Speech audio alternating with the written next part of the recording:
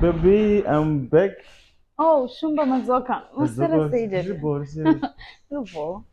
Oh.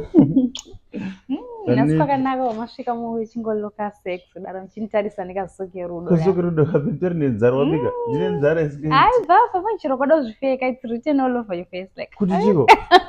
Zvingari romantic so wachasira ungondita that. Baby ndomuzoma nditira ndakaita menu zvauri romantic kuzvola. Okay, Chena no gaze up. I've prepared your favorite meal today. Sure. And promising Kuti tonight is gonna be on fire. Yes!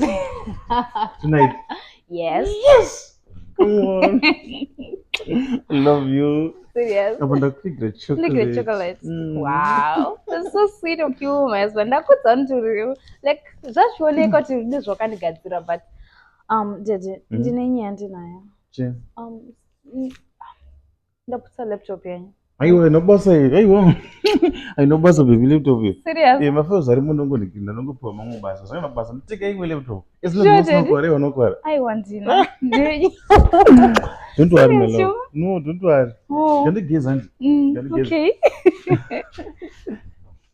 Daddy hey sorry ndaida kudzati ndakangana ndasenda period